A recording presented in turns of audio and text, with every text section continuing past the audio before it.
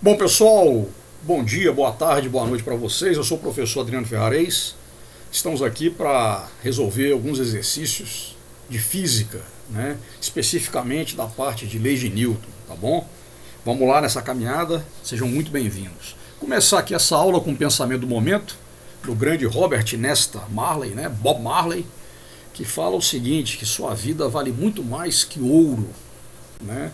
Bob Marley foi um grande poeta, né, um grande lutador também, né, jamaicano, nasceu na favela de Trenchtown, em Kingston, na Jamaica, e é um cara que ganhou o mundo, né, levando a mensagem do reggae. Né.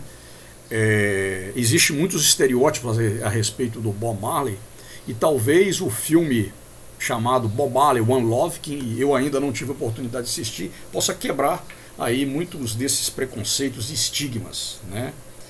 Antes de mais nada, eu gosto muito de ver o Bob Marley como um grande poeta, né? Um cara que se preocupava com o seu povo, né? E que foi referência, né? Aí, né? Para a luta contra o racismo e tudo mais. Tá bom? Muito bem. Vamos lá. Vamos pegar aqui esse exercício 9, né? Que está na lista de exercícios Força e Movimento 1, sobre leis de Newton. Ele começa, né? Dizendo assim no enunciado dele. Olha lá. A gente tem aqui uma força F, né, de módulo constante, puxa o conjunto de carrinhos da figura ao lado. Essa figura que está aqui abaixo, tá vendo? São dois carrinhos, a força F está aqui, né? Ela puxando esse conjunto de carrinhos para a direita, né? E aí ele diz o seguinte, né, esses carrinhos têm massa M1 e M2 e são ligados por esse fio. Mas continuando aqui a leitura, olha lá. O atrito entre os carrinhos e o plano horizontal é desprezível. Em que posso ajudar? É desprezível, né? O atrito entre os carrinhos e o plano horizontal, né, em que eles estão apoiados. E num determinado instante T, o fio que liga os dois carrinhos se rompe. Né? Então esse fio aqui, num determinado instante, ele vai se romper. E aí o que vai acontecer? Né? A força F vai continuar atuando. O que ele quer que a gente defina aqui? Que a gente construa um gráfico da velocidade de cada um dos carrinhos em função do tempo, admitindo que ambos partiram do repouso.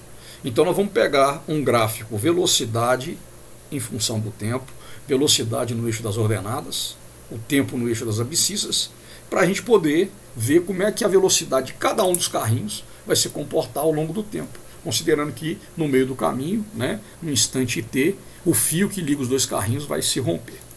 Então vamos lá, ó, né, os dados estão aqui, os dois carrinhos partem com velocidades iniciais nulas, ou seja, partem do repouso, e a força F é constante. Né? E nós temos esse esquema aqui, a força F puxando o conjunto dos carrinhos para a direita, o carrinho de massa M1 e de massa M2 ligados por esse fio. Vamos pegar então aqui primeiro o diagrama de forças para esse carrinho aqui, ó, que é o carrinho de massa M1. Como é que ficaria? Né? Então nós vamos começar pela força onipresente, o peso, né? O peso agindo para baixo, a normal para cima, né? Ele está aqui apoiado sobre o plano horizontal.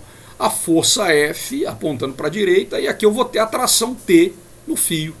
Né? A tração T ela vai atuar, né, nas extremidades do fio, então eu teria a força T apoiando para a esquerda.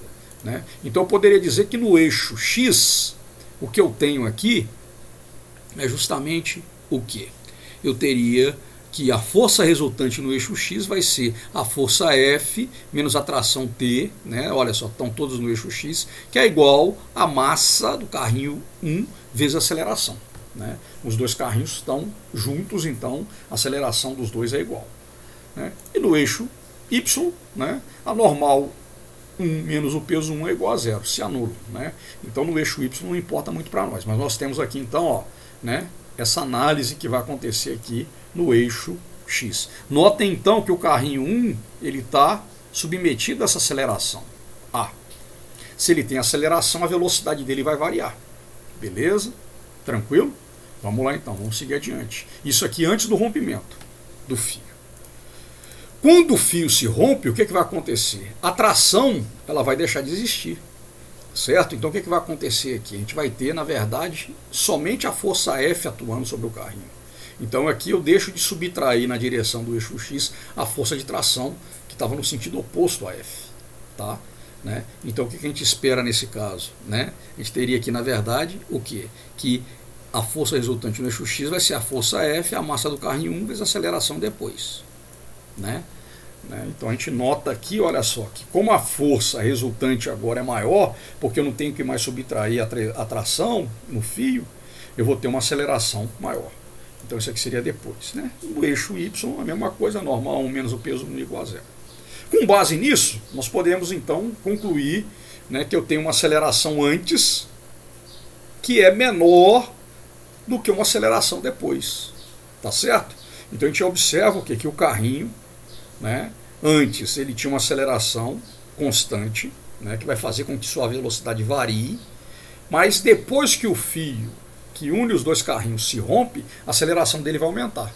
Então o que é que a gente pode, como é que a gente pode representar isso num gráfico, velocidade em função do tempo? Olha lá, como é que a gente representaria isso? Olha lá, eu teria que de 0 a t, antes do fio se arrebentar, eu vou ter uma aceleração, né? Então olha só, essa reta, a inclinação dessa reta me diz aqui, ó, né? Ó, esse ângulo aqui, né? A gente sabe que ele está diretamente relacionado a quem? A aceleração.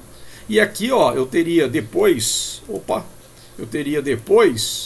ó, aqui, ó, depois eu teria o quê? Eu teria uma outra aceleração depois do tempo t, certo? Eu teria uma aceleração maior, né? Então a gente teria aqui, ó, de 0 a t, eu teria um gráfico, né? A inclinação da reta, ela é menor do que a inclinação da reta depois que o carrinho, né? Depois que o fio se arrebenta. Então essa seria a representação para o carrinho 1, tá certo?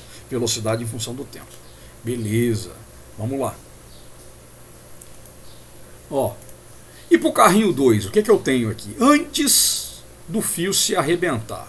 Antes do fio se arrebentar, eu vou ter a tração atuando na horizontal, normal 2 e normal, e peso. Tá certo? Eu vou ter aqui, ó, normal 2 e peso. Então o que a gente vai ter aqui? Isso aqui antes do rompimento, né? Então eu teria aqui que a força resultante no eixo X para o carrinho 2 vai ser a tração, né? Ou seja, o fio ainda não se arrebentou, é igual a massa do carrinho 2 vezes a aceleração antes, né? No eixo Y eu tenho que a normal 2 menos o peso 2 é igual a 0. Beleza. E aí agora, olha lá, né? Depois que o fio se arrebenta, eu vou ter que a força resultante na direção X e na direção Y vai ser igual a 0, né? Não tem atrito. Então o que vai acontecer? Da primeira lei de Newton, quando a força resultante sobre um corpo é igual a 0, ou esse corpo está em repouso, ou esse corpo vai estar em movimento retilíneo uniforme. Aqui especificamente, o que vai acontecer? Né? Como ele estava antes em movimento acelerado, a partir do momento em que o fio se arrebenta, olha lá, acabou a tração não existe mais. Cadê a tração? A tração não existe mais, né? Então nós vamos ter, na verdade, aqui o quê? Que o carrinho, ele vai o quê? Ele vai estar com a força resultante igual a 0. Então ele vai estar se movimentando o quê? Com velocidade constante. Primeira lei de Newton. Com isso, a aceleração depois que o fio se arrebenta é igual a 0. Se a aceleração é igual a 0, não tem variação da velocidade. Como é que eu represento isso no gráfico? Né? Eu vou ter aqui, olha lá, de 0 até t, que é um instante em que o fio se arrebenta, eu vou ter uma velocidade variável, né? Essa inclinação do gráfico, velocidade em função do tempo, ela me diz, né, sobre a aceleração, e depois que o fio se arrebenta, não tem mais força resultante, não tem mais aceleração resultante. A aceleração do carrinho é nula e a velocidade dele é constante, tá bom? A velocidade dele é constante, certo? Tranquilo? Então é isso que a gente vai ter, beleza? Então aí seria a fórmula de a gente construir esses dois gráficos para cada um dos carrinhos. Falou, pessoal? Beleza? Até a próxima. Valeu!